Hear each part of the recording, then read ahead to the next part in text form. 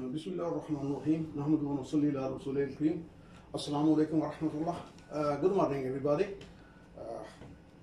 I'm going to start basic safety, general safety at home, especially when we are at home, and how we can be safe and how we can have a safe working, a safe environment for our children, for all our people living with us. How we can make that safe. So I will give you the tips and my experience house. Safety, what is a safety actually? We should know it. Safety is just like an ABC. It's very easy. Always be careful. I mean, wherever you are working physically, mentally you should be there. Sometimes mentally we are absent and we are working somewhere and we can cut our hand, we can do some mistake, we can feel injury. So always be careful. So it is very simple. Just like ABC, always be careful. Wherever you are working mentally, you should be there as physically you are there. Sometimes what happens? Physically we are working at height, we are working somewhere, we are working in the kitchen, but mentally we are quarreling with somebody else. So if you are mentally there, physically you are working mentally there, concentrate on your job. Whatever you are doing, inshallah, you will have safe. You will save yourself, save from injuries, and save your home. I will give you a lot of tips that you will make your home safe for your children, for your parents, for your brothers, for your sisters. So be with me, inshallah. I will continue giving you the tips and the different topics, lecture on different topics, and I'm hopeful you will learn a lot of free of cost. And secondly, that it will be easy for you to convey the same message to your children, to your friend, to learn this safely. Everybody can do the work, but it is the best. Any work you are doing, you are traveling, you are doing anything. If you do it safely, this is the best. Okay. Make your home safe. It should be our aim and idea that we always have to keep our home safe. When the children are playing there, we are there, our elders are there, it should be safe enough. There should be no accident at your home. Because I have seen a lot of people, they slip and trip and they face injury, especially children. So always be careful. If you find anything, always have a neat and clean. It's a sunnah, it's a list of iman, half of our iman, that cleanly is the best policy. Always have a neat and clean your work environment, so to save your children. Safety starts from our home.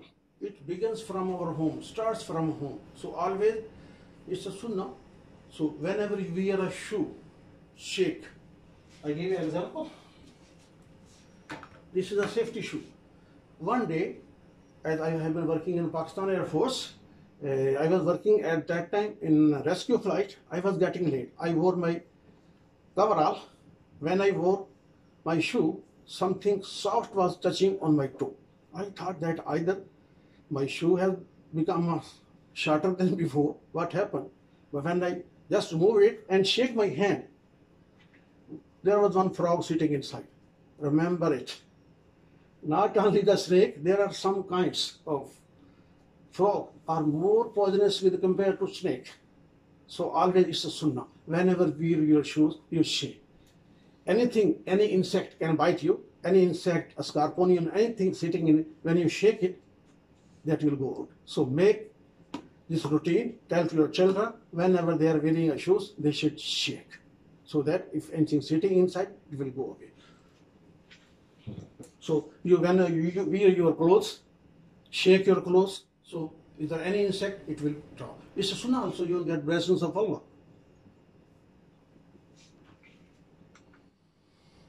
Always get home safe. When you are leaving your home for job, so there's one my friend, his daughter, named Yasmina. When his father is going for the job, he say, Ro salama, tal salama. Mean, go with safety, come with safety. So the same the children and the family is like, when we are leaving for the job, our home, they have this prayer. And when we leave our home, so always we have to keep all these things in mind, that whenever we are on the road, we have to drive safely, and we have to go in the safe driving mode, and we should always have a distance in between the cars, and we should have a cushion of time. We should leave our home earlier, few minutes earlier. If you are late, get it late. Never overspeed in the way. If you overspeed, you may not reach to your destination. You may go to graveyard or to hospital. I pray it should not be there. So always go, always follow the safety, always follow the safe speed given by the government that has been calculated for you, for your safety. So always go safe. It's better to reach safely at your destination. Always have a cushion of time. So at your home, to maximum factories, industry, home, they are burnt with the fire. And sometimes fire is such that it is not recoverable, and you have to rebuild that factory or a home. I give you a live example. My son of my younger brother, nowadays he's in Dubai. When he was a kid, small kid, he was playing with the matches. We are villager from town, from my village, that we are farmers, and we used to gather, still we gather a lot of wood for cooking. And we gathered up a lot of wood for cooking, and my younger brother at that time, a kid, he just lit a fire. When there was a big fire, he was just clapping. He thought that he has done something good. When we saw a lot of the villagers, they came with the buckets. It was controlled, but it was a big fire. The same happened. Now he's a grown up. His son, Mr. Talha, he was kid at that time. He did the same, and he was also clapping that he has done something. So the children, they do not know. We have to give the awareness. The best way, always the lighters and the matches should be out of reach of the children. They should not. It should not be reachable for the children. So that always make a foolproof system. Because when the matches or the lighter is not in the reach of children, then there is no chance, this type of chance, because children like to play with the matches, with the lighters. So always keep away from the children. To maximum loss, maximum industry or home are burnt with the fire. So if we keep our lighters and the matches away from the children, there is no chance, inshallah ta'ala. Next is special this. Whenever we need some footwear in our bathroom, in our washroom, what we do? The oldest one, the footwear we put in the washroom. That is a big hazard. See, the sole of the shoe or the footwear, there are some threads. These are non-slippery. It helps you not to slip. So when we have an old one put in our bathroom, it means we are helping somebody who is wearing it to slip. In washroom, we are using soap, we are using shampoo, lot of things we are using. That's why the ground, the bathroom, that is slippery. So when we are using a footwear which is helping us to slip, old one, it will help us to slip. So lot of celebrities I have seen on the newspaper, they got injury, fractures on their hand. So always one tip, that always spend a 10 real, a little money, to purchase a new one. Always have a new one in it to save the injuries, to save the fractures. Lot of celebrities I have seen newspaper, they got the injuries. Secondly, the good tip for your old parents, for the old people, always have a bathroom of small size. I practically have seen, if I slip, the bathroom is small, I just touch it and I'm saved. So it's a good tip for you.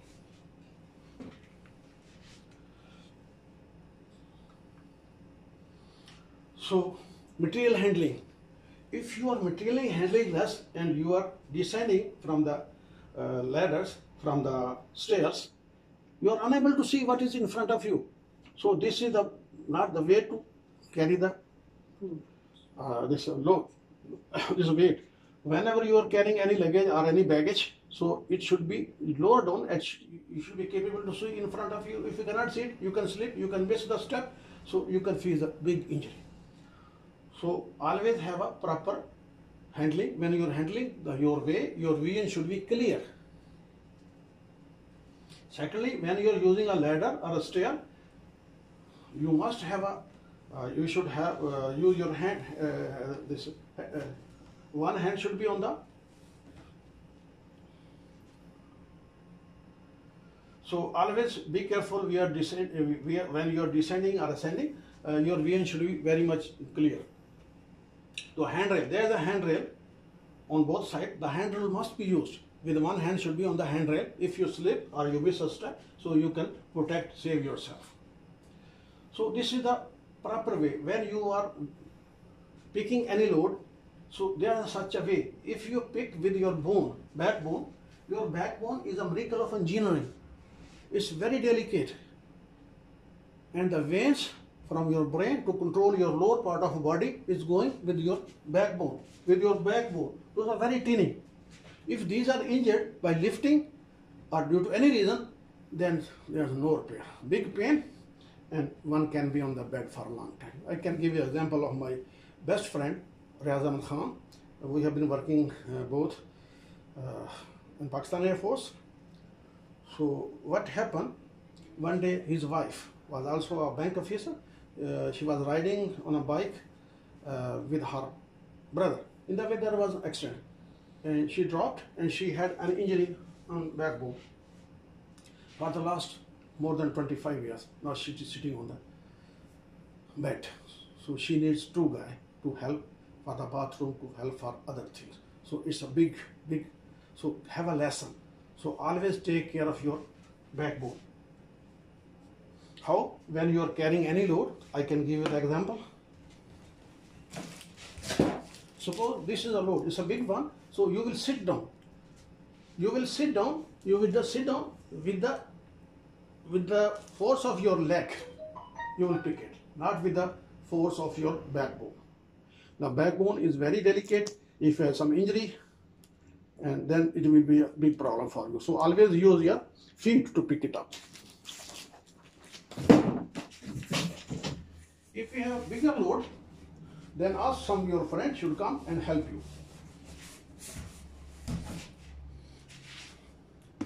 So see here, when you are lifting, just sit down on your knee and pick up with the help of your legs and knees. Then get up and then move. And it should be near your chest, not away from chest. With the chest, it's easy for you to move. So this is the best way.